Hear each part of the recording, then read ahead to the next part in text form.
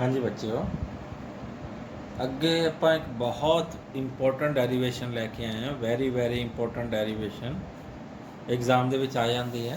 ਦੋ ਡੈਰੀਵੇਸ਼ਨਾਂ ਬੜੀਆਂ ਇੰਪੋਰਟੈਂਟ ਹੈ। ਉਹਦੀ ਪਹਿਲੀ ਡੈਰੀਵੇਸ਼ਨ ਮੈਂ ਲੈ ਕੇ ਆਇਆ ਮੀਨ ਵੈਲਿਊ और average value of AC alternating current. तो मीन वैल्यू की डेफिनेशन क्या है? It is defined as mean value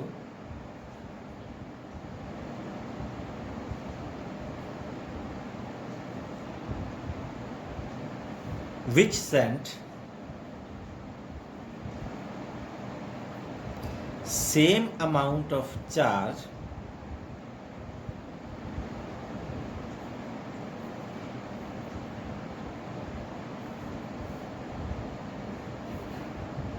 through a circuit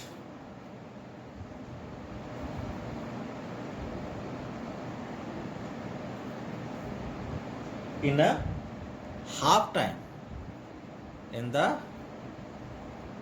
time half cycle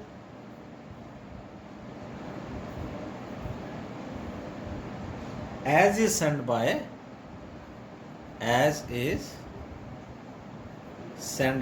the alternating current, as is sent by the alternating current।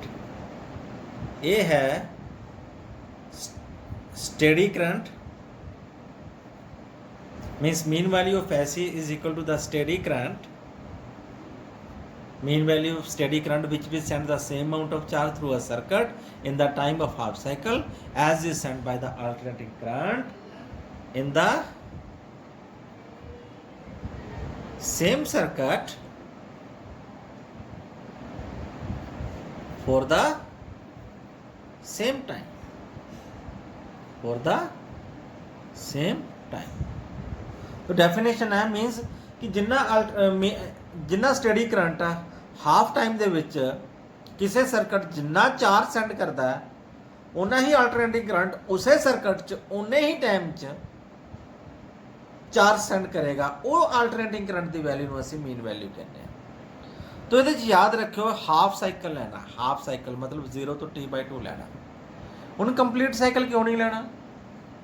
0 ਤੋਂ t ਕਿਉਂ ਨਹੀਂ ਲੈ ਸਕਦੇ? ਇਹਦਾ ਵੀ ਜਵਾਬ ਸੁਣ ਲਓ। ਕਿਉਂਕਿ ਜੇ ਤੁਸੀਂ 0 ਤੋਂ t ਲੈ ਲਿਆ ਨੇ, ਮੈਂ ਤੁਹਾਨੂੰ ਡਾਇਗਰਾਮ 'ਚ ਦਿਖਾਇਆ ਆ ਹਾਫ ਸਾਈਕਲ ਹੈ 0 ਤੋਂ t/2 ਤੱਕ ਜਿੰਨੇ ਕਰੰਟ ਦੀ ਵੈਲਿਊ ਪੋਜ਼ਿਟਿਵ ਹੈ, t/2 ਤੋਂ ਲੈ ਕੇ t ਤੱਕ ਉਨੇ ਹੀ ਕਰੰਟ ਦੀ ਵੈਲਿਊਜ਼ ਨੈਗੇਟਿਵ ਹੈ। ਜੇ ਕੰਪਲੀਟ ਸਾਈਕਲ ਲੈ ਲਿਆ ਤੁਸੀਂ ਮੀਨ ਕੱਢੋਗੇ, ਜਿੰਨਾ ਪੋਜ਼ਿਟਿਵ ਉਹਨਾਂ ਨੈਗੇਟਿਵ ਐਡ ਕਰੋਗੇ ਤੇ ਮੀਨ ਵੈਲਿਊ 0 ਆ ਜਾਏਗੀ। तो 0 थोड़ी चाहिए है, कंप्लीट साइकिल का मीन वैल्यू 0 आ गई। तो मीन वैल्यू और एवरेज वैल्यू की करंट है ओवर हाफ साइकिल ही लेनी है। ठीक है, जो तुम कंप्लीट साइकिल ले ली इंटीग्रेशन के वैल्यू 0 आ जाए। तो it is denoted by I am या फिर आई पैर च ए बी या ए बी जी लिख देने या फिर आई लिख के उत्ते मीन वैल्यू बाहर पाती या फिर किसी बुक के विच आई एम भी पाया मीन वैल्यू। ठीक है जी, तो आप सिंपल ही पाने आई ए बी या आई एम कुछ मर्जी पा लो मीन वैल्यू। तो दी डेरिवेशन शुरू करते हैं। डेरिवेशन इंपॉर्टेंट डेरिवेशन है।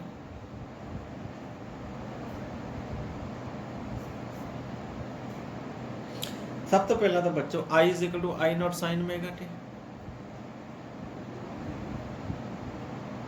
Alternating current, and dq is equal to I can write I dt, I the value ਪੁੱਟ ਕਰ ਦੇਣਾ ਇੱਥੇ I naught sin of omega t into dt।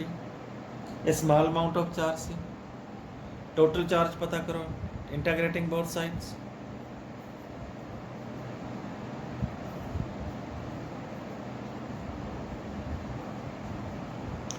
ठीक है, दोनों पासे इंटीग्रेशन कर देना है। Integration of dq is equal to I दी वैल्यू पुट कर दो आई नॉट पता पुट कितनी भी सी integration of sine of omega t dt। Limit ले लो, लिमिट में थानू पहला क्या है 0 तो t/2 क्योंकि टाइम वेरिएबल है तो हाफ साइकिल ही लेना। हाँ जी, आई नॉट ये इंटीग्रेशन ले लेंगे तो टोटल चार्ज क्यू आ जाएगा। क्यू की वैल्यू क्या आ गई आई नॉट कॉन्स्टेंट है, आई नॉट बाहर आ जाएगा। इंटीग्रेशन 0 तो t/2 sine of omega t dt। ध्यान नाल सुन लिया, साइन ऑफ ओमेगा टी दी integration I naught, sine of omega t दी इंटीग्रेशन क्या होएगी, minus of cos of omega t upon omega. फिर लिमिट ए लिख देने 0 तो t/2। अगला स्टैप होंगे upper limit minus lower limit, ए करन तो पहला माइनस का साइन भी बाहर काट लेने,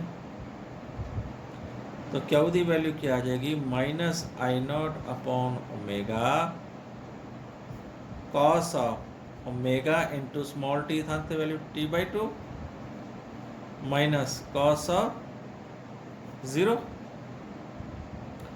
ओमेगा। मैं थानू बच्चों दस्या सी क्या ओमेगा की वैल्यू 2π/t होंगी है, आ वैल्यू पुट करो इतने, क्यू की वैल्यू आ गई minus I naught upon 2π/t into cos of omega 2π/t into t/2 minus cos of 0, T ना टी कट्टिया गया, 2 ना 2 कट्टिया गया।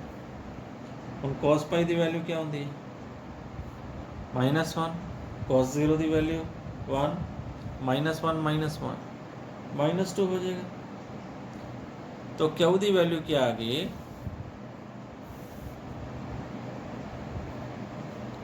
Minus of I naught upon 2π/t आना सी, ऊपर जाके मल्टीप्लाई कर देने, ये आ जाएगा -1 ठीक है जी।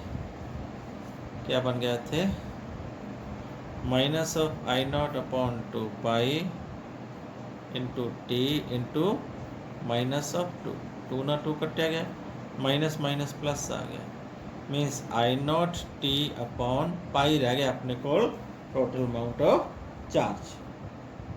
तो मैं की दसिया है, डेफिनेशन की दसिया है, तो same amount of charge is sent by the mean value of AC। let IM is the mean value of AC।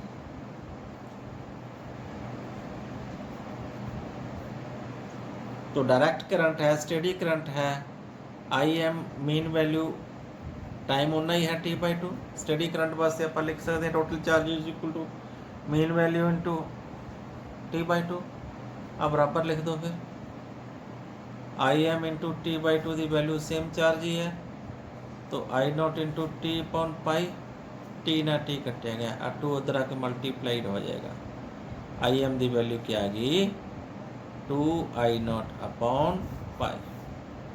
Similarly जे असी पोटेंशियल डिफरेंस कढ़ीए, सिमिलरली ई एम आ जाएगा mean value 2e0 upon pi. Okay, ये है definition derivations mean value of current. हुण जे पाई की वैल्यू आप पुट करिए 1.414, सोल्व करिए, मीन वैल्यू की क्या आ जाती है 0.637 टाइम्स द पीक करंट। उसी तरह EMF आ जाएगा 0.637 times the peak EMF। Mean 63%।